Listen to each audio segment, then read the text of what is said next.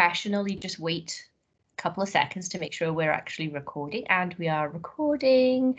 Alrighty, cool. Okay, so Dark Bleatings, everybody, welcome back for another author interview. Really excited to have Stephanie Ellis with me today, who is a writer of fiction and poetry, writing in a variety of sort of subgenres, several of which are my favourites, including folk horror, post-apocalyptic. Stephanie also runs a blog from her website and offers editing and formatting services, I discovered, which I might need your assistance with, actually, Stephanie, for an upcoming project. So yes, aware of many hats in the creative writing sector, and really happy to have you here, Stephanie. Thank you for joining us today. Oh, thank you for having me. And it feels strange to actually be speaking to someone in this country rather than abroad. You know, when everyone says, "Oh, come on, Quan, it's over in the US." I thought, doesn't anyone in the UK want to speak to? But there we go. Oh, I do. I'm sure that people will be really excited. I think almost all of the authors we've interviewed so far on the channel have been UK authors. It's nothing to do with the time frame, Stephanie, and me having to get really early for some people that are miles and miles away. I was doing something recently. Oh, it's the book cover for the book that's coming out, Barricade, and the cover artist is Greg Chapman, who's over in Australia, and then the publisher is in America, and then there's me here. And I remember there was just a message asking about approval for the cover, and I was thinking, how do we coordinate this? Because we're all at different times, but sort of early-ish in the morning, 8-9 o'clock, it seemed to work out. But yeah, I see Lee Murray do things online, and I think, but you're Australian, how do you do it? And people say to me, well, you know, you could stay up late and do this, and I'm thinking, oh, I can't. Body's willing, sort of. Well, the mind might be willing, but the body just wants to go and sleep in a corner.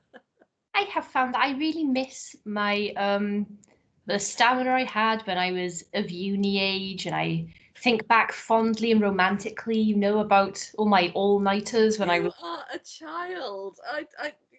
I look. Say you're getting older. You haven't got the stamina.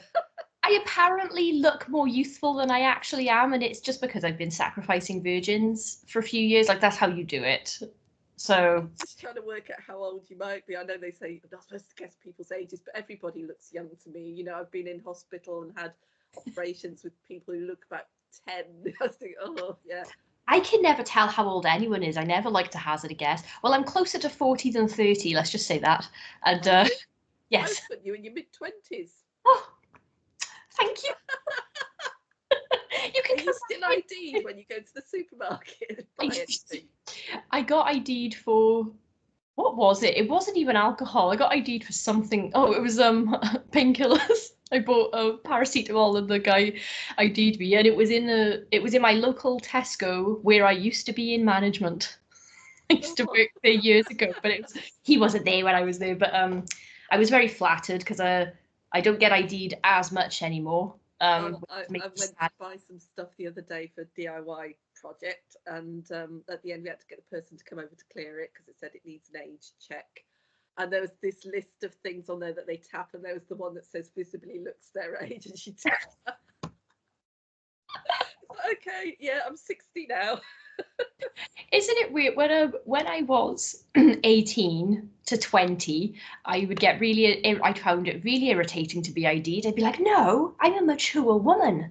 And then the day that I stopped getting ID'd, like as usual, I was like, oh, you don't want to see? You don't want to just check? Doesn't this all feed in? And I think it's in the Barricade as well a little bit. This whole idea of age, and especially women. It's like, I was talking to someone the other week, and it's like, you, as a woman, you have, I don't know, 10, 15 years where everybody's, you know, they channel into that in the youth aspect of your life.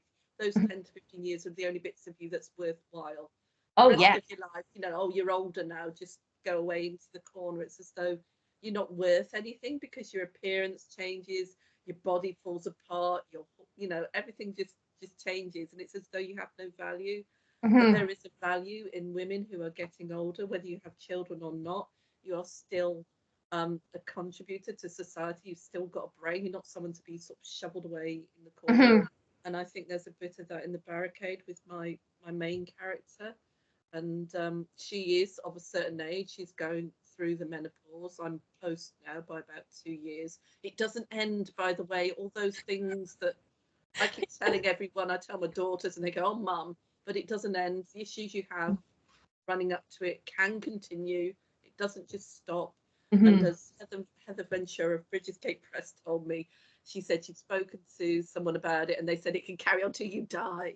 So there you go. So I'm going to be overheating until the day I pop the clogs. But yeah, I address the sort of issue. I think there is a lot of ageism towards women, and I think there is that aspect of it in social media. What you see with me is what you get, the bags under the eyes and all sorts. But when people put their profile pictures up, they are filtered, or they might be a younger picture. And I try, and I do need to update mine. But what you see with me is what you get. But when I look at the profile pictures, I keep thinking, is there a place for an older female writer? Because you look at all these images and everybody looks so young. I'm not talking about you, but you think, oh, it's all younger writers. Where are the older women? I am actually seeing more now, partly because this is where I say I go off at a tangent. I joined this platform. I made a note to get the name right. Shadows Link. It's Joe Meinhardt of Crystal Lake's new platform where writers go. I don't know whether you've gone on there at all. There's different levels of joining, and I started off on free tier, but I've put some money in to get to the mastermind. Mastermind doesn't mean anything for me, but But what you get to do is every couple of weeks there's this online chat thing. There might be somebody giving a talk, or it's just a chat with the various members. And so I'm actually getting to see all these other writers and seeing them as they are. And I'm thinking, oh, there's a lot more like me, not necessarily as old, but they are real. You're seeing them, their real faces, the voices, and you don't see that as much by the the posts and everything online. So that's reassured me a lot, because I do want older female writers to get out there. You might have spent so many years raising a family and doing the full-time job, and I did all that, and there is so little time for yourself. It's mentally exhausting. And then you think, right, you've got this time for yourself, but you're older, and you think, but I'm too old. You're not. You can just have a go and do what you want and try all sorts of things, like I am. And if you make mistakes, you make mistakes, and I've sort of accepted that as well. I lose the thread of what I'm saying when I'm talking to people, and I think, well, if I'm going on to an interview or a podcast, I don't want to do that because I'll forget everything. I'll look stupid. And that used to worry me. And now I think, well, if I make a mistake, it's a mistake. People just have to live with it. Because the other week I was talking about Wrexham on another interview, and with the football team, and Ryan Reynolds and Rob McElhenney here. And I was saying, well, it's owned by the two actors, Rob and Ryan, and I can't remember their names. But yeah, so I just think if I go and do these interviews and I talk and I go all around the houses and I make mistakes, then it just shows other people that you can go on and do these things as well, probably a lot more professionally than me. But it doesn't matter. And although I don't normally watch myself or listen to myself after, I will say my husband watches it and he goes, oh, you're okay, you're really good at it. Oh yeah, okay. There's still this little cringe factor about watching or listening, but doing, I've sort of got over that a bit. Yeah, well, I mean, what is professionalism really? I've on the channel here, I've interviewed lots of indie authors, and then a couple in mainstream publishing, and then people who've done both, like Adam Neville, Ramsey Campbell, and right before we started recording with Adam, his window cleaner turned up. So my cats were tearing through the house. So I was like, I'm so sorry if you hear my cats, Adam. But then on his end, I just heard like, and he was like, I am so sorry. I give me 2 seconds. I was like, it's fine. At least it happened before we started recording. And isn't it? It shows us as we are that, he's a really successful author, but he still needs a window cleaner.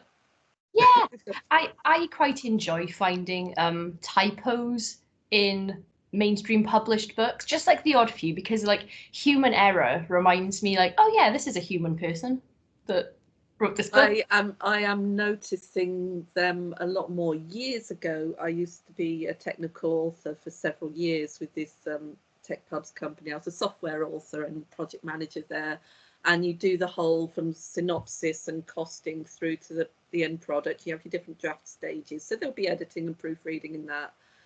And you had these really tight specifications, so you read really closely. And I noticed that when I was doing that, as the years went on, I would notice more errors and things in books that I paid money for, and it irritated me. Then when I left that and sort of moved away, that sort of went a little bit. And then I got back to editing and proofreading, and I've done a lot more now. And I like the reassurance of finding those typos in a mainstream book, because I edit and I proofread and I'll check and I'll check, and still some will get through. And then you get people complaining, and I'm thinking they'll be thinking I'm no good. It's, you know, this is rubbish. But when you see that some do get through, it's absolutely human error. There's no way you can do about it. But one thing I've started doing recently is I haven't done it as much for novels that I'm working on, mainly because they've had to be put to the side because of a stupid project I decided to do this year. I started, my bright idea is to write a novelette and publish one each month. So I've done this Darklings series, and they're about 10,000 words. And I've got everything done up to including August, but there's September to December to go. But what I do now, once I send them to my friend Ali Faye. She'll have a read and she'll mark up a few things. But the one thing I do is the text to voice on Word. And I'll sit there and I'll listen to this robotic voice reading my story, and it's sort of highlighting things as it goes through. And then as I see that moving along, I notice the mistakes more, whether it's reading or whether it's not. Although there are things like it can't cope with scene breaks of asterisks, because it'll go asterisk, asterisk, asterisk. And there'll be certain words like I'd have bow, but they'd read it as bow, you know. So it's in the, it just changes like that. But it is a really useful tool, because everyone says read your work aloud, read it aloud, and I'll start off doing that, and then I'll get fed up.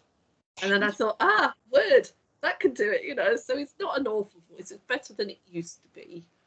So you can listen to it. And I was doing that yesterday, listening to a story I'd just written. I've actually sent off now. And it was reading through, and this is quite good. It's like having someone else tell you your story, and that was preferable. So if you haven't got the energy, or you just feel downhearted about reading your work aloud, get a text to voice thing up and get them to read it to you. And as I say, the highlighting as it goes through, I can spot where I've stuck an extra S, or there's an apostrophe missing or something like that. So that's a great tip.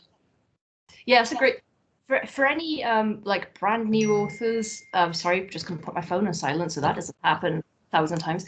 Yeah, for any like brand new authors that might be listening to this or watching this, having a second pair of eyes, even a robotic pair of eyes on your work, is really crucial before you send anything to be published or publish anything, because my brain tends to do a thing. No matter how many times I read my own work, I will miss lots of things probably.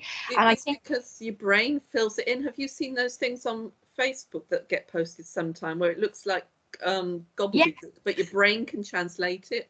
So that's exactly what it's doing with your own work. It's saying what it thinks it should see when it's yours. Because you've put down. I see what I meant to write rather than how I misspelled something or used, you know, or typo or whatever.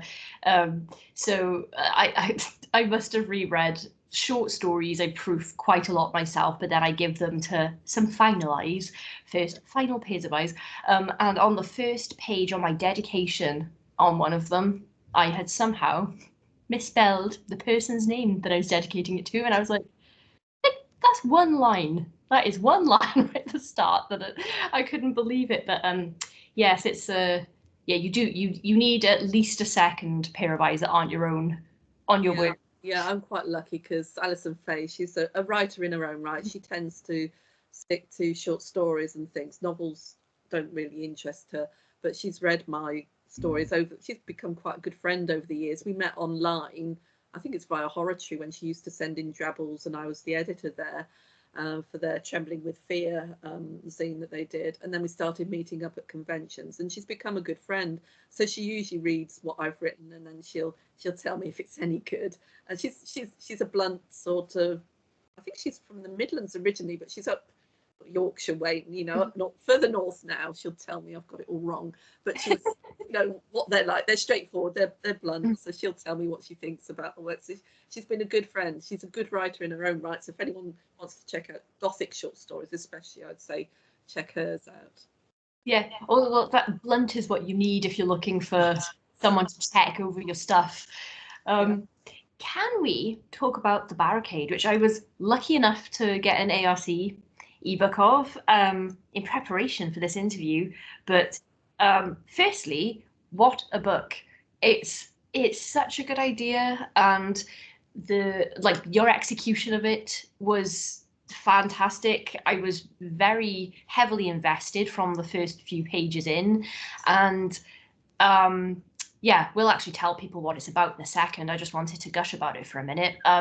I've been doing a ridiculous self-imposed challenge through the month of May of trying to read all of my review requests. So your book wasn't a review request because I asked for it in thing, but I obviously included it because I knew we were doing this today. And I've read 63 books through May, which doesn't even sound possible, and I think it's made me go a bit peculiar. But you're a writer as well, so how do you fit it in? See, I don't know. I haven't done any writing this month because in the back of my head I was like, oh, I got these review requests and that person sent me this book 6 months ago and I haven't got to it. And I thought if I can just get them all done once and for all, close my review requests for a couple of months to give myself a break, and then just not let it pile up on me like that again.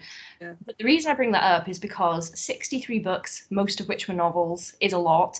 And The Barricade is a standout for me. That was like a top 10 of all those books that I read, and that's saying a lot because the standard generally was quite high with those review requests and like that pile. So yeah, I was really excited that I actually get to talk to you, the author, about it, because usually when I finish a great book, it's by half the time I don't know the author. They've just sent me a request. I've never spoken to them before, and I don't want to just privately message them and go, can we just have a lengthy discussion about your novel? But now I get to have a discussion about your novel. So would you like to tell people what it's about? Well, I had to reread the blurb this morning to remind myself, because once I've written a book, I tend to forget about it, and everyone thinks you've been in that world all that time, that it's ingrained on your soul, but it's not necessarily. It's sort of tucked away there, but you have to brush the cobwebs out a little bit. So it's a sort of present day, near future type of setting. And it fitted in a little bit with this whole idea of climate change and that it could lead to the end of the world. Now, we get a lot of post-apocalyptic films and things coming along, or books saying the end of the world is now, we're all going to die, or we'll have to go off into space. And I was thinking, well, yeah, what if somebody said, you know, climate change is a disaster, the world is going to fall into turmoil, come to an end, or it's going to take a long time to right itself. So I thought, but what if that doesn't happen? What if it starts to happen? You know, they think it goes on this downward trajectory, but then after, well, in the book, I think it's 20 years. After 20 years, things actually start to right themselves. Mm-hmm. But when you have any sort of doom scenario, it's always the people who have the power, the money, the links, who get themselves that place on a spaceship or that place in a bunker. So for The Barricade, I actually got them in a bunker, a big complex underground that the great and the theoretically good could go to, and they could wait for things to get better or create something that will help them get off the planet. But anyway, they go down, but they leave everybody else behind. Mm-hmm. But if the world doesn't fall apart and starts to right itself, what happens when those who've been left behind are faced with those from below ground, and they come back up and they want to carry on as they did before because they were the king or queen because they were the prime minister, you know, they've got that status and they want that back. What happens then? You've got this conflict between those who are left behind. And I did this in a way because I get irritated. This is old lady talking, with politics. I get irritated with being preached to by whether it's right or left, saying what I should do, but they're all preaching from positions of wealth and privilege. And I'm of a family that's always managed. We always get by. Sometimes things get a lot easier. They have done recently. And then with our luck, things drop back again. But we manage, you know, we're like most ordinary people in the country. But I cannot stand people preaching at me and patronizing me and being hypocritical. So this book, in a way, is a little bit of comeuppance. They want to come back up, but we're not going to let them. So I wanted to see what would happen there, but then it doesn't turn, it's not as black and white as that, because when the people go below ground, to remember their abandonment, the people above have built this barricade around the entrance. So in my mind's eye, it is like, I don't know, it's maybe you've got this entrance and then there's bare ground around it. And I suppose maybe football field size, I don't know, I was thinking about a football pitch, and then where the seats would be, you would actually have this barricade, and it starts off with all the junk and just builds up over the years. So people throw their rubbish on, they throw rubble, broken building, and it just builds and builds. And it's what do you call it, a memorial or whatever to those, to the suffering that they've had to go through, and to remind those below that they can't come out. It's this unbreakable law. They chose to go down. They can never come out. But those below also have cameras, so they can see what's happening above. And another thing that people do is, yeah, they might be suicidal issues, or they might decide that instead of being buried, they want their remains to be on the barricade. So again, those below see what they did to the people they left behind. And as the people below come up and try to talk to those on the barricade, the whole conflict builds up again. Do they accept their family back or don't they? But the barricade itself turns out to be something more than just this structure keeping people apart. You find that there are certain things going on, that this division is not as clear as you thought it was.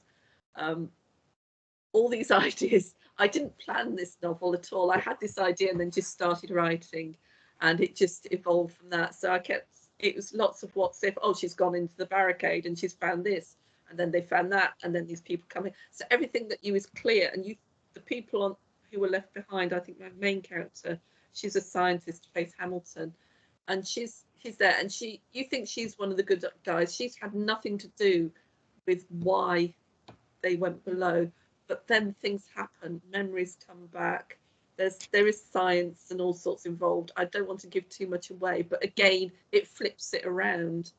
I will say that I gave it a hopeful ending, which is good for me. I'm rubbish. With me, they usually all die in the end, so it is a bit more upbeat towards the end.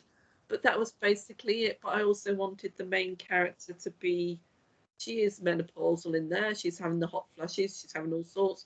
It shows the conflict with the council, of which she's a member. Again, we were talking earlier about how women might be dismissed after a certain age, and these ideas come through again with the men on the council when they try to reassert their authority, because initially they have a council that looks after all the people outside the barricade, and it's a democratic sort of process. And the women there, they are engineers, they are doing all sorts of things. And then the comments come back as he tries to get his buddies on the council as well. The sort of male attitude, oh, not all men, I'll say, but the old idea that, oh, you should be at home, you should be looking after the old people, or we need to rebalance the population, we need children. All those sort of ideas come back into play. So yeah. I'll only talk about like stuff that's near the beginning, because I don't want to spoil. I know that there is something with the science part and what is really at the heart of it. I can't speak about that at all, because otherwise it just gives it away. It just But there's enough we can talk about from like the opening couple of chapters that, so yes, thematically there's a lot going on, and I'm like, I don't get involved in political discussions because I just find that people are absolutely vile to each other, and I don't know enough about politics to start weighing in. I just know my lived experience and current reign, and I have my opinions and my thoughts and things that make me mad. But I did enjoy, certain things, elements of the story are posed in a certain way, but then there are other points of view, and I did enjoy that because if you go online anywhere, if we're talking non-fiction and people just talking, people are very strong in their opinions, and there's very often, like, I never see someone post something about the Prime Minister, say, online, and then there's a civilized discussion in the comments. It's like, like, and I just think, oh, let's try and see it from someone else's, like, I don't agree with a lot of things, but it is your experience. I will say openly here that I'm moderate conservative, but there's a lot of ideas on the Labour side that I like. I'm not extreme in any way, and everything comes down to the person and how they treat people around them. So as long as common sense, kindness, justice, that sort of thing, and that's what I'm after. But my experience has been how I was treated by certain parties when I raised my family and they were quite young. But so I go towards the more conservative way, and then my children are more left wing. So we have to be careful about what we say in the house. But they know when I talk about it, I say, well, this is my experience. This is because I called certain MPs and they dismissed me, and I was, So these days, if there was an MP round, someone standing for Parliament around here who was a different party, but they were very much for the community, then I would probably vote for them. So it's got to be somebody who's very much a people person. But I think, like you, there doesn't seem to be a place for middle ground. There doesn't seem to be a place for compassion or to understand another person's point of view. And I think that's terrible. And as I say, there's a whole lot of we say this and you should do that, but then they're doing something totally different and they're talking from a position of privilege. And again, that sort of comes through in the book, all these little power plays that people have. I prefer to look at people rather than the politics. If a person's generally good, it's okay. But I've become a bit cynical in my old age. You listen to people of any side saying one thing, and I think, nah, just wait. You're saying this just to get your place on this council or this, this seat or whatever, and it'll change. You'll get power. You'll get a big pay rise, and then you'll be like everybody else. So yeah. that's. I would never be able to take a guess at your personal political leanings from your book because it's very humanistic in its approach to the. So I say I'm moderate, and I can change. I'm open to change, and I'm open to talking, and I will listen. What I'm not open to is people telling me what I should be doing or yelling at me. And I think that social media has become it's an angry place. You either have to do this or do that, or you're totally, persona non grata. And I don't even believe what I see online very much anymore. You can't with the development of AI. No, when I was growing up, the pictures that we took are what we saw. We had to get them developed and everything else. Now we've moved into the digital age, and there's me happily taking pictures and go, this is all great. And now it's all fake. You fake your photos, you fake speech, you fake posts. How do you know what is real? Well, it's you. This is me and my husband discussed this. It's like in some ways the use of we won't go off on a massive tangent about AI, but one of my favorite things to come out of like AI like voice stuff is I don't know which genius thought of this. I can't remember the channel name, but someone has just assembled the voices of all of the US presidents, and they're just arguing about things like Dungeons and Dragons. you honestly, like, it's so good. Like, if you brought it up in court, like, it really, like, it's very convincing. And I've seen it with like the facial stuff now. Like, I've seen videos of, that, like, oh, this is like a deep fake, and this we just put someone's head on the body, but it just looks so well done. I'm like, how will we know? You Like, can't trust anything. This thing was supposed to be so good for us, I I'm think sure has just destroyed trust completely. I'm sure it's I know AI has many good uses as well, and I somebody who's a bit older than me the other day said, oh, everyone's freaking out about AI right now, but this is what happens. Like, I've watched this happen several times. Whenever there's a new technology, people thought the internet was somehow going to end the world. When that came around, apparently, I don't remember that. I just been really excited by MySpace. Because I was of the generation where we first had the internet in our houses, and it was all dial up. And it's bizarre now that This is going to show how old I am. I went to college. I did it for a year and then dropped out. Went back to it in the end to do computer studies. My A levels, I stuffed them up, so my whole career plan went AWOL. And I just wanted to leave home and went off to Cheltenham to do a computer studies course. And it was programming. I hadn't been near a computer at all. This was in 1983, no, 82. And you were sat at a monitor typing, or you'd create these little cards, these punch cards that you'd slide in, or the tape as well with the little holes, and those would go in as well. And the computers were the massive mainframes. So it's really prehistoric. And then I did work as a programmer for a software house for a while. And oh, yeah, that's a sexist issue there. But I went in, they said, right, we'll train you up, in development. You'll do a few months there, go a few months in support, and then you can go back to developing and be a programmer. So you program in support as well, but it's horrendous. But they would have their cabinets, and it's these great big magnetic tape things as well.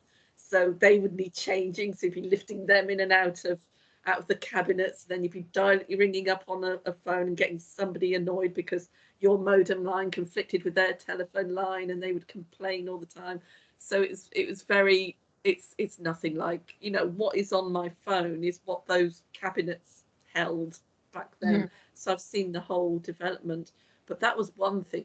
This is another soapbox. When I was a programmer, and the reason I left was I learned the language that they programmed in. Then I went into support. So, and it was a financial software house. So they dealt with the backs clearing system, the payments and all sorts, and it's financial. Thursdays were terrible because salaries should go through, they might not go through. Mortgage payments should go through, they might not, there's issues because of the software. And what the company decided, they said, right, all the women go into support, men go into development, because the woman on the phone keeps the customer happier. People aren't supposed to shout as much at women. And that really annoyed me. Yeah. So I left after that. I can't remember what I did actually. That was when I went to the tech author. So again, I went down to Southampton. I started off as a trainee author there, worked up to project manager, and only woman there, so male dominated environment again. And I remember we used to get I actually loved it because it's like solving a puzzle. I know we've gone off at a tangent. We'll get back to Barricade in a minute.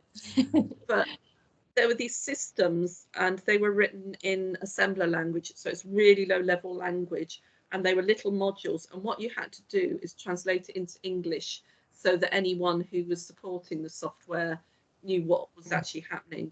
And this was defense system stuff, so I had to sign the Official Secrets Act, which I did. And I did this work, and it was going really well, and the boss was happy. I went off on holiday for a week, and I got this package ready to go. And when I got back, it had been returned with all this red lines over it.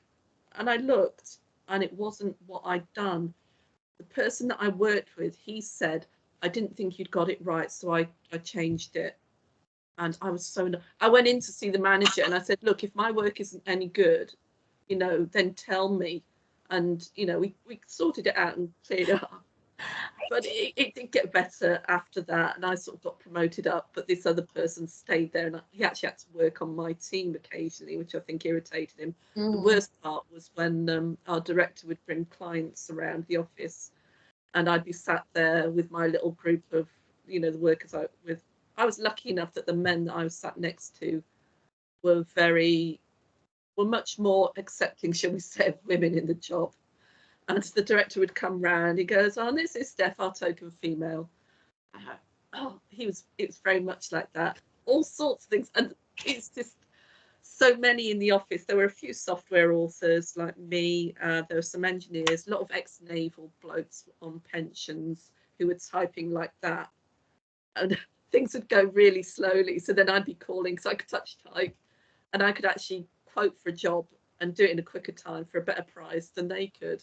So it was a learning curve. There was, I'd say, some good colleagues there, but it was a hard time. It's annoyed me. But again, if I tell my daughters that, oh, I worked so, to show that other women could do this, and they just roll their eyes at me because they haven't had to go through that. Mum. Yeah, I think about it quite often about like what. So I have been subjected to some ridiculous sexism in workplaces, and I think about the women that have come before me and what they must have been putting up with, because the stuff I've put up with, or I've tried not to put up with it, but some, unfortunately, if it's like your manager or something, you've got to make a decision about, do I leave and go somewhere else where this is probably going to happen, or do I just shut up? It's harder, but the manager that I had, he was progressive, and because I proved myself. I had to work twice as hard. I proved myself, and then they brought in other women. I think there were about 3 when I left, 3 authors. I think one of the worst things I remember from that job was going in one morning, and the bloke behind me was watching porn on his computer. But the one I sat next to, he turned around and said, turn that, you shouldn't really have that on, turned it off. So it's things like that. It's just this was 80s, wasn't it? So it's a totally late 80s. Can't imagine. I came home ranting. We'll segue back onto the Barricade, actually, because this is we'll just have I wanted to bring time. It's relevant conversation. It's a good book. It's a good book when it gets you thinking about a whole bunch of stuff. So we'll circle back around. If I could just swap this little anecdote with you. I came home raging to my husband one night because I only stayed in this management team for 2 months, and then I was like, do you know, I don't care enough about this job to be subjected to all of this. So it was a place I'd worked in for like 4 years, and they'd been giving me like more and more responsibility. I was the only person in the building at one point that knew how to use everything, and I was responsible for training every single member of staff that came in, regardless of the station they were on. We had a lot of female employees, and then we had male door staff. And every time, once I was promoted, I was like, oh, I'd like to They'd be like, oh, well, you would say that because you're too close to the girls because you're a woman, and this is why we don't have female managers here.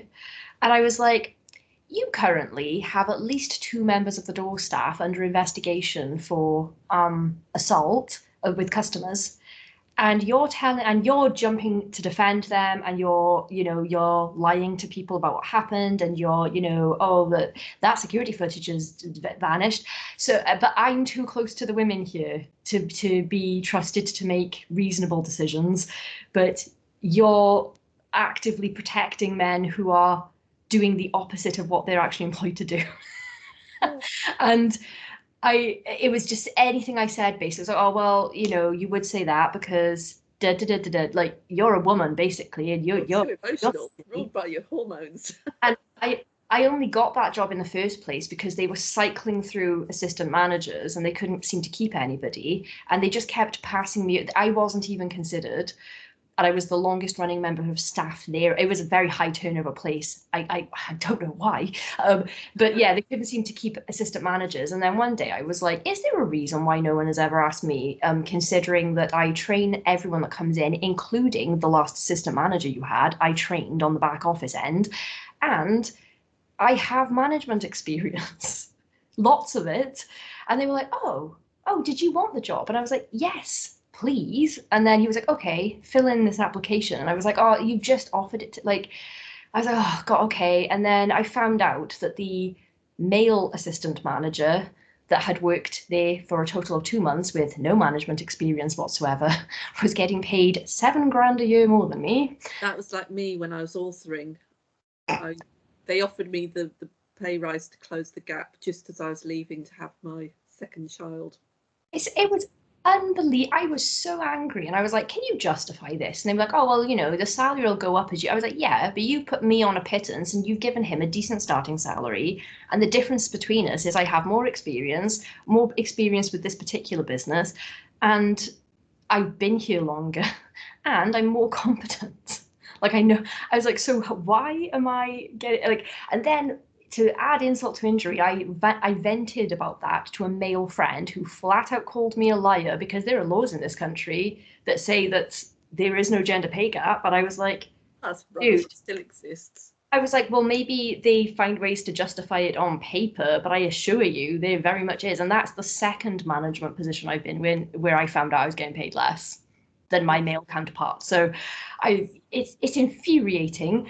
And if we can just circle around to the barricade, here's something really, I got incensed by this because I got Handmaid's Tale vibes from it, and I was very frightened very early on in the book where you got your council of people Oh yeah. up top, and when the Our Lady Faith real gets there an hour early for the meeting to discover the men started the meeting without her intentionally not telling her about it, and also all of the other female council members had not been notified, and that just little thing on its own, I was like, oh no, like what are they doing? And I mean, I've never actually been in that particular scenario where all of a sudden a council of men are cutting me out to make decisions about, I don't know, repopulating the planet and things.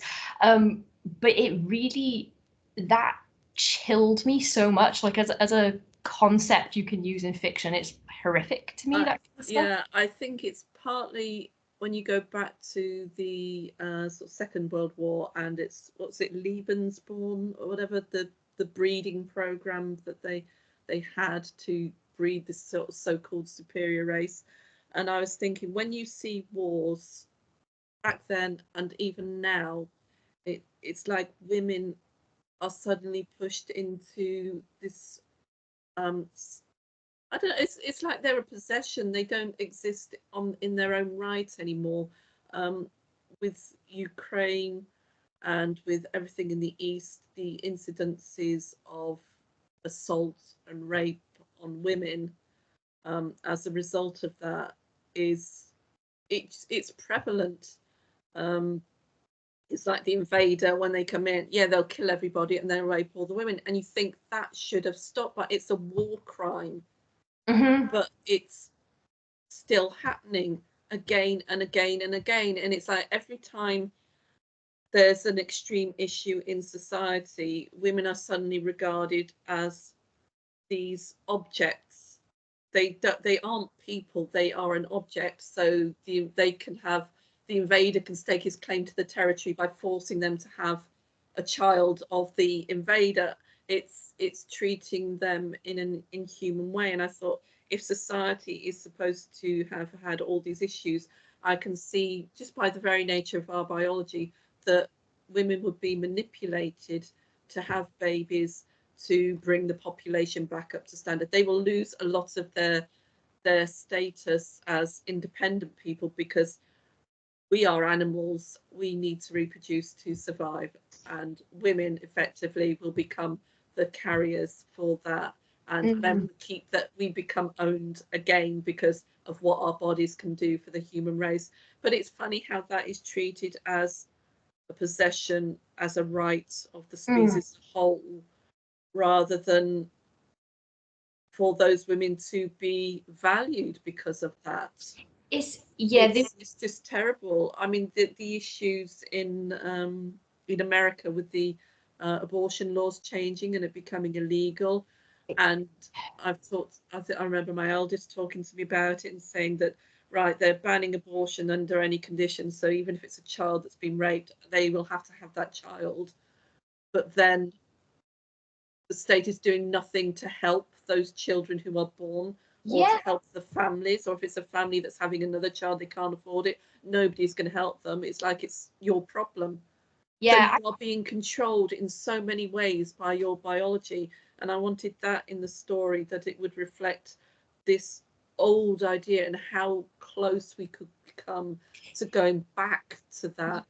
yeah, In history, women have been um, pretty much sold by wealthy families to each other so that they would breed and raise the status. And it's all about ownership, and I could just see that happening again. And then in the story, and you've got these younger women who are actually up for it because they see it as an easy way. They'll have babies, they don't have to do anything else because, yes, spoiler, they are excused other duties.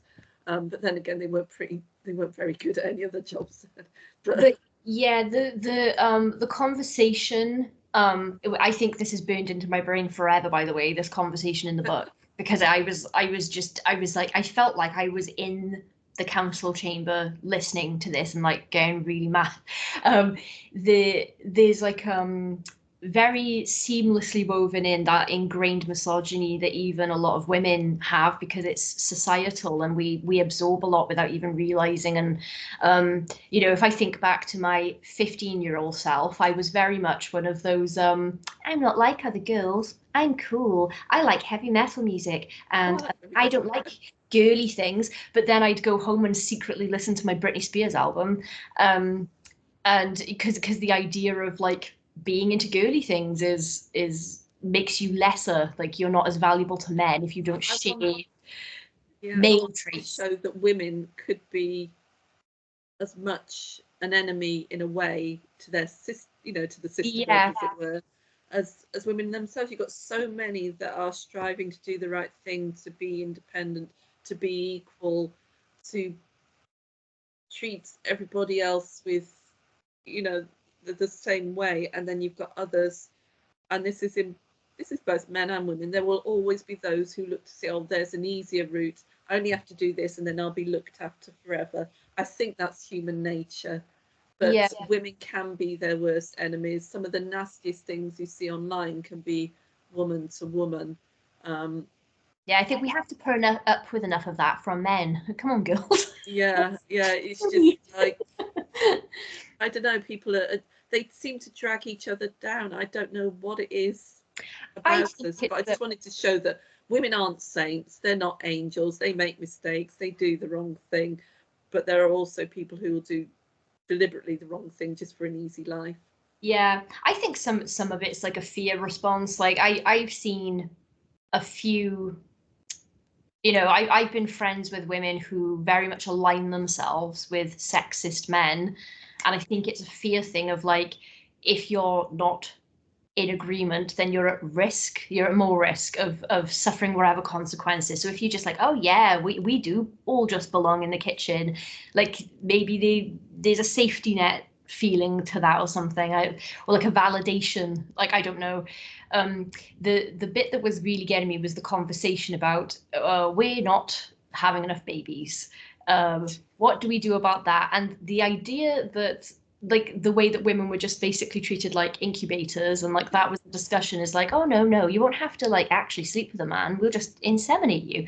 And I was thinking, one of my worst fears since I was a teenager was like not wanting to be pregnant but getting pregnant. And I mean, I've never had that forced on me, but just the idea of losing my bodily autonomy because someone else has decided that. And I the conversation about um, like the very relevant points that the women in the story are bringing up, like, well, we don't have the medical care we used to have, so now pregnancy is very risky and childbirth is very risky, and in fact the last person that gave birth died, and the immediate response is, well, the baby lived. I was like, oh no, because that is, I mean, I've heard that said in real life, like that the It's it's still a thing here. There are still issues in maternity care. When I had my son, I've got 3 kids. They're all adults now. When I had my son, maternity had descended to the point where I was seeing a different midwife. I got up to 13 midwives. And when I said to the doctor, which one do I see? He said, I'll just ask for the midwife. So I never knew who I was seeing. When it got to my youngest and I went into hospital, I was supposed to be having one of these rooms that you could go to, nice home from home room to deliver. That didn't happen when I went in. There wasn't one available. So they said, you'll have to go on the normal delivery rooms. There wasn't one available. So I had to wait in the day room, wandering up and down. And then they found a room for me. And because this was my third, it was all getting very quick. My son was only 4 hours. First was 11, second 4 hours. My youngest, she actually turned out to be an hour. But I was in the room. My husband was outside with the kids because our neighbour hadn't woken up to look after them, so he had them. But we had warned them I'd be shouting a lot. So I was in there and a midwife, and then she was doing this paperwork. She said, oh, I've got to go now. It's the end of my shift. And then another woman, I was left on my own, and another woman came in after a while, and she said, oh, yeah, you are ready to give birth. And then about 5 minutes later, I was up on the table, and I had my daughter. But if that woman hadn't come in, because I was standing, when you go into labour, I was in this, I don't know why they do it on telly, that when you're giving birth, you just go into yourself. And it's like everything else around you is dark. Even though you see it, you don't see it. You're just totally in the moment of the pain. And I wasn't aware of how far gone I was through the delivery. And if that woman hadn't come, then my daughter would have gone headfirst onto the hard floor. So I've always thought of that, and it was just, oh, it was so fast, so quick, and just blech. So I can see how things go wrong. And then there was a friend of mine who had a child when she was 19, and we were talking after. She had to have it by cesarean, but she was not anaesthetized properly, so she couldn't move, but she felt everything. And there are so many cases of things happening. We do have some wonderful midwives, some wonderful nurses, but I've experienced the best and the worst. So it is awful. And if you're pregnant, it doesn't mean that you're going to get through to the delivery stage either. You could lose a child on the way. So I did that when I was about, was it 10, 12 weeks, just told somebody, just got and told people that we were expecting, then the next day lost it. But it was I was hemorrhaging as well. Imagine if you were in the Barricade environment and you were hemorrhaging. It was just, there'd probably be no chance, because the amount of blood that you'd lose would be, you can't replace that. And then it could leave you with all sorts of other physical issues to deal with later. So there is so much that we take for granted now that we can recover from. But if you are in a future society without all the medical aids or the hospitals or the trained people who know what they're doing, because if all your best of your doctors have gone below, you're not going to have many left up, and they're going to be fighting disease and everything else with very little by way of antibiotics or anything else. So they probably kicked the bucket earlier on as well. You're not going to have much support that way. You might be able to find a library book somewhere, but it's not going to give you too much help. But I just wanted to remind people that childbirth is not easy. It's not pleasant. Some people go through it, they breeze through it. I didn't, but it's hard and it's dangerous, and I wish people would remember that a little bit and give respect to those as well who do give birth under those circumstances. I think you're right with the themes of the book, that it's absolutely necessary, and women are needed for that, but also it's very it should be choice. It should be choice. But it's also very undervalued for what you're actually doing. Well, in this day and age now, at the age I'm at now, I have increased pregnancy risks because of a surgery that I had to have years ago, and I have a weak immune system now, so I'm just at more risk of being ill in general. And also I had a spinal surgery, so obviously like later pregnancy months for me would be very different. Like I was told when I was like 26, oh, you're probably going to be like a bed rest person for your third trimester because of all of this, and yeah, like medications that you can't take that you would normally take and things like that. And I told a male friend, I was like, oh, I'm not sure about this. Was like a few years ago, and I was like, I just feel like my body has been through enough horror, and I have some body horror issues now about like pregnancy and childbirth, that I would like to have a child, so I would still do it. But I was talking to a male friend, and I was like, I don't know about doing it because I just feel like, I'm scared about what might happen because I was told about. And he was like, oh, women have been giving birth for thousands of years. And I was like, right. Yeah, there's one thing though I didn't realise well until I think it's in my later teens, and I was reading some of my mum's historical books, that it's not normal to give birth on your back. That was just because was it some king or other wanted to watch the birth of his child, so his mistress or his wife was up on the bed and he was watching. The normal way is to squat or to kneel. You've seen that. I did kneel with my last one because I just couldn't turn over in time when they told me to, so I was kneeling, and it was easier and quicker. Family will probably go, this is all too much information, but it's normal, it's what happens. But yeah, so you should be on a stool or squatting, because then you use gravity and it helps you, not on your back when at an abnormal angle. It's just, and that's so men devised that as well. It's so crazy to me that by and large women in basically all societies really are just expected to do this as a thing they're supposed to do in life. They are not afforded any real respect for it, really. And then if anyone does dare complain about like the pain of labor, or I've seen people getting ripped to pieces because they had pain relief during labor, and then you've got men going, oh well, you shouldn't because of the baby, and I'm like, I don't know who all got together and decided that women are supposed to not only do this, but do it a certain way. And if they complain about anything, or if they would like their needs taken care of simultaneously, then they're a bad mother. Like, it's crazy. And like, yeah, the value place is bizarre. I have your character of Faith actually reminded me of my cousin, who is a brilliant woman. She's a scientist. She is very successful in medical science, and she's very successful in her career. She's sought after, right? There was a patch a few years back where she was just being headhunted all the time, and I've always really looked up to her. She's one of the smartest people I've ever known, and she's married to a woman and still gets asked, oh well, when are you two gonna have kids then?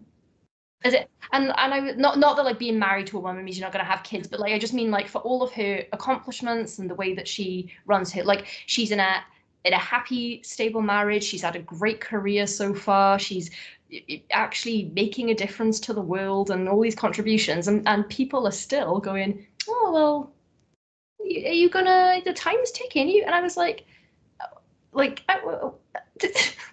because she has the womb. That's all. You're a body part for somebody else. I was like, you can just talk about the business she's launching, or her incredibly interesting career, or like talk about her relationship that she enjoys. And I was like, I never ask people when or if they're having kids now, because it's a sore point for me, because I would. Some can't, or they if they've had bad experiences and various things, but it's a weird, and men never get asked that. Notice that if you've put on a little bit of weight, some of your colleagues might ask if you're expecting, as that happened to me once. I hadn't put on a huge amount either. Never mind. I was play fighting with a work colleague once, and they they did catch me and lower me gently, but they basically swept my leg out from under me. So all the I didn't like actually hurt myself because they like caught me for my landing. But a guy came running over and he was like, "Oh my God, is the baby okay?" And I was like, "I've just been eating a lot of pizza, man. Like, I just this is all carbs." But I Thank think the you. whole issue with women still, it's partly because when you look back over hundreds and hundreds of years of our history, we have been there as the lesser being in the human race, and it's only in the past 100 years or so that any idea of equality has come through. So we're battling those Mhm. ideas a little bit, and the speed of change it's getting faster now, it's getting better, but there are still elements. And I think what's worrying is that you see aspects of people wanting to turn the clock back, as I say, like in America, all these various things that women have fought for, equality in the workplace, safe spaces, the right to have children or not.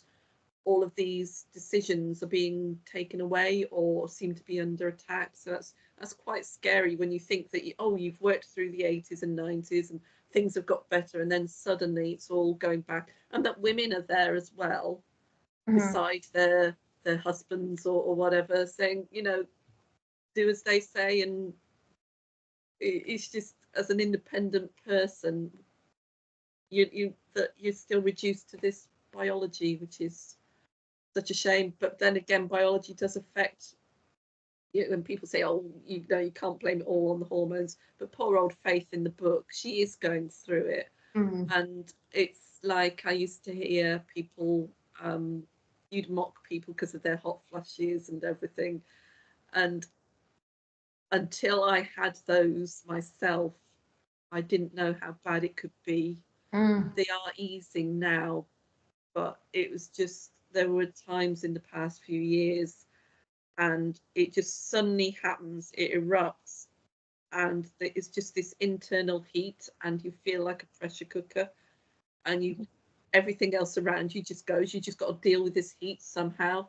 So you're scrabbling to get off your cardi or coat or whatever else, and then 2 seconds later you freeze into death.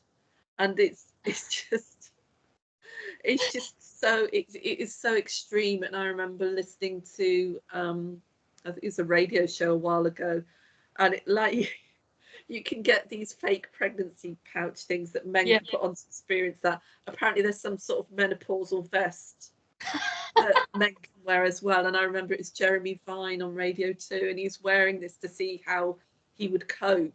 Mm. And he got completely distracted every time something happened, and it made it sort of seem real to him. But it is awful, and the insomnia that comes along as well, Mm. bad nights, the bags under the eyes, they're better, but I'm still not sleeping like I used to. So for years of uneven sleep, and all that is bound to fog your judgment. So don't put people, say, "Oh, she can't do this job because she's hormonal." You just give them a little bit of time. But when you're in a life and death situation, I was just thinking, what if you're having a hot flush and someone's about you're not going to be able to react properly sometimes. So I was just having these moments while things were falling apart around her as well, and just seeing how she'd cope. But I don't think I put her in an extreme position that she would be so overwhelmed that she wouldn't be able to save her life. But it's possible, when you have the extreme symptoms that Mm. some people do, you could be in that position.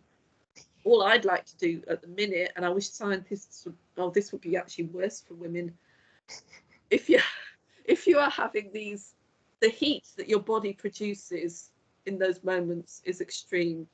Considering the nature of the energy Yeah. crisis, I keep saying there should be a way of plugging me into our system so that we can reduce our energy bills. But then that would have people sort of keeping women as, I don't know, heaters. Energy generators. But I do have a book I wrote. It's called Live, but it could be read as Live. It's about 100,000 pages. I've yet to find a publisher for it because I send it out every so often. But it was this idea of human batteries, So Oh. the Earth tilts on its axis a little bit, and it manages to absorb energy from, the cosmos into the ley line areas where these powers, which people are supposed to have treated as different for centuries. And there are some humans who, when they walk across these areas, they absorb this energy. And this is a time when there's no power because it's all collapsed, but they only have to sort of flip a switch or touch something and the light comes on. So some of them, then there is this I built a generator and you put all these people in. So it's human batteries. It's about manipulation of the human body again, but for power reasons. And I think I should go back to that book and have a section in the generator where they go around gathering all the menopausal women off the street and plugging them in. Could do a sequel. Yeah. Yeah. But how life experience informs your writing. It's just a great tool. Yeah, it gives you ideas. But yes, I do try and bring that in a little bit, the what ifs and everything like that. Well, I can't believe how long I've kept you and how quickly the time has already passed. We've already been talking for like an hour, but yeah. Well, if I'm gonna circle back around to the Barricade again Oh, that's because I'm fine. quite obsessed with it. I think Coming out in August, by the way, Lycan Valley Press. There we go. yes, and I do really wholeheartedly recommend it. So when the pre-order goes up, guys, like I honestly would I'm going to order myself the a physical copy when it comes up, as I do with all ebooks that I enjoy, and I want one for my shelf. And then I'll have to track you down at a convention like I do with all my other favorite authors, Stephanie, to get you to sign my books. I'm going to try and get to FantasyCon. Yeah, I'm going to that. I've got membership, but I can still get a ticket. But it's only 10 minutes up the road. Oh, you signed this one for me. I can't see with my light, but you did. But I don't know when that happened because I remember thinking I met you one time when I commented on Facebook like, oh, it was lovely to meet you, and you were like, I wasn't at that event, and I was like, who did I talk to? But I must. It is strange at events. You see people, you think, right, we'll meet up, and then you're there and you're looking at people and you're trying to match what you've seen with what's online. And then you see them walking by and you think, is it them? And then by the time you've worked out that you've got the courage to go up and actually speak to them, they've gone and it's too late. I get very shy in person, so even when I have been speaking to somebody on the internet, like a writer friend, and we consider each other friends, I get there in person, I'm like, hello. Yeah, I know it's I need to bother you by strange. But if you're there, we will meet up. We'll have a cup of tea. Yes, tea. So this last thing I would like to say about the Barricade before I release you is that mentioned right at the start when we started chatting that I feel like you did a very good job of not making this like a black and white moral issue with those underground and above and everything. And I thought that what you did really well was present the characters in like truthful ways, which actually made like the conflicts a lot deeper and like more worrisome for me. So that that conversation about what do we do about the childbirth rate, and maybe we should make women do this basically, and whatever. The men that were deciding that, the instinct is obviously to like want them all to die a horrible death because it's a fiction book, but it was hard because I was enraged and also was like, they think they're doing the best thing though, and there's nothing scarier than someone who wholeheartedly believes that like the greater good or the ends will justify the means, or they really think it's the right thing to do. Like that's a lot more worrying to me if like my personal freedom was at stake, if it's coming from someone who really thinks, no, but trust me, this is the right thing to do. And so you didn't really have any just cut and dry like villainous characters that would just twirl their mustaches. We're not a cut and dried species, are we? We change our minds as we grow older. I can say things now that 20-year-old me might have said, oh, you shouldn't be thinking like that, do this. But I think what I've come to just accept now is that there is a lot more nuance. There is a great need to meet in the common ground, but there is also we've got to get away from this idea that people are one thing or another. Yes, you can have your extremes, and there are some really horrible people around there that I wouldn't give the time of day to. So, Yeah. if there's a like Putin, for example, or Trump, Yes. but if they came along, but most people talk from their own experience of what they think, and you've got to talk and try and work out a way through it. I mean, when you're talking about the greater good, that is often used as a sort of cover to get people to manipulate people. There's that old saying that the road to hell is paved with the best intentions, Yeah. and what have you. But it depends on what you think is the greater good. So, but that's a conversation for more than a little council of men, more than a council of men and women. It should be a wider conversation with all those involved. It's why I get annoyed with, back to the politics, I get annoyed with issues that are debated by a handful of people in a chamber when it's such a big idea. It needs to be either a cross party or put to the country. There should be a greater say. We're just manipulated by too many people with their own interests at heart. And unfortunately, another part of us as we are is, whether you're man or woman, there are those who like to be in power. There will always be someone. I mean, the idealist me longed for a day where we'd all be equal and everything else.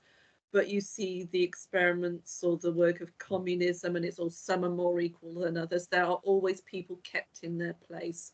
Nobody's ever equal. And then even if you have an initially equal society, there'll be someone comes along and they will start to climb a ladder on other people's back, and they will use and manipulate. It's just the way humans are, and there will always be that sort of conflict. So we go through periods of peace, and then someone somewhere does something stupid, and then war erupts again. It's just the nature of us, and until we change our mentality, that will always happen. But I think that sort of links to the animal in us as well. You see animals in the wild, there is always this fight for pecking order. When you've got the prides of lions or whatever herd, you will always have the fight to be the one on top. And I think that's still part of the animal instinct in us. And I think we think at times that we're better than animals, that we're better than anyone else, but we're not.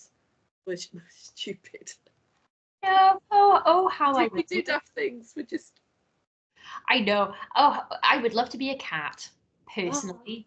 That seems like the life of a cat in a nice home with owners that like it. My cats are so spoiled. That would be the true life of luxury for me. The cats have worked it out. We're housing them, we're feeding them. All their needs are taken care of, and they get petted all day, every day. It's just like we've created problems for ourselves all the time. We've manipulated the world and created problems there. We've stepped outside of nature in a way and harmed it, and we should have left certain things alone, but it's because we always want to show that we're improving. And then you think, oh, what if we get out into space? Can you imagine that? I've been reading. I don't want to go there. Probably go off on a tangent again. The Three-Body Problem on Netflix. I watched that, and then someone on Facebook recommended it as a book, which I didn't realise it was a book. It's actually three books. Very sciencey, very philosophical, very interesting. And it's us going out, into space, and I think, oh my god, we're going to destroy the universe as well. But then there is actually someone out there who notices people like us and tries to destroy us. So there you go. But we just seem to have this feeling that whatever we do is right, that we have a right to change nature, we have a right to control another person. It's this ego. I think it's ego. We've developed an ego that's just needs to be contained. Yes, and you explore that very well in your fiction. I just had to loop that right at the background. I think that is a good place to finish the conversation today. Before I start off again. or before I start, I had many tangents I could have gone off on. Then I was like, no, rein it in. But I think that my moral of this interview that I'd like to pass on to everyone else is that The Barricade is great and you should read it. And I'm sure that you and I, if we talked for longer, maybe we'd have issues we disagree on. But the bottom line is neither of us would have a cup of tea with Putin. And and everyone be nice and kind to your fellow man. And listen to each other. You'll find a common ground and be able to change minds in Yeah. a nicer, more human way than just yelling. Yes. Okay. Stop the yelling. I do have one last question for you, Stephanie. I can't believe I almost forgot this. This is a staple of every author interview now. It's a running joke almost, but it's very serious. Oh, I think that, yeah, I caught the end of that. Do you know what this is? It's ringing a bell, but I can't name it. I will show you. Is it some sort of kids program thing? No, but that is a closer guess than everyone else has had, ish. I will show you what it's from when we've stopped recording in a second. I was going to try and cheat and search it up the other day, and then I forgot about it. Kit said that, and I was like, no, don't cheat. It'll ruin the mystique. As always, if this is the first interview that you're listening to or watching from us, well, you won't have seen the thing, but I'm offering a prize for anybody who knows what this is that they can tell me in the comments. But I will show you when we hang up, Stephanie. But you're sworn to secrecy. Okay. Can't tell anyone. I'll probably go, I should have known that. I've been telling everybody this. Ramsey said that maybe I imagined it into existence. Because no one knows what it is. I should have imagined something more than that. But yeah. Yeah. I'm trying to imagine more things into existence now, like things that are useful to me. Like more hours in the day. Yes. And your book. I'm not going to let you go without saying that I read your collection of short stories, and they were really good. I really enjoyed them. I didn't realise until I was through a few of them that they were linked in the way they were. Thank you for noticing that. But I really liked that. I like the subtlety of that. That there was this common thread. They weren't all just stories about the end of the world. There was this common thread through them. And I made a note here that just like baking, that was one of my favourites because of the humour in there. I thought that was Thank you. Yeah, got a good storytelling voice. Loved it. Thank you. Oh, thank you so much for saying this. This interview's about you, but thank you very much for saying that. That's really sweet of you. Just like baking has been a popular one. Maybe I'll lean more into that. So when did you say that the Barricade is out? It's out in August. There was a pre-order link up on Lichen Valley's website. It seems to have vanished at the moment, but I'm sure it'll come back again soon. Okay, so when now that you guys are watching this, there will be links to Stephanie's website in the description, so you can check out all of her work. And then when the pre-order link does become available, I'll come back and put that into the description for this video as well. So if you're watching this a bit later after we've recorded it, it might already be there. Thank you so much, Stephanie. That was I probably could just keep you here talking all day. Can't believe how quick the time went there. So get on again, cup of tea. Yeah, we'll have a cup of tea. We'll do it again. Yes. So I wish you luck with your book launch when it does come out in August, and maybe we can get you back around the time, or we can talk even more about it if you like. I'd love to. Yes, I will show you what that purple thing is in just a second. But for now, we'll just say bye to everybody else. Bye. Bye.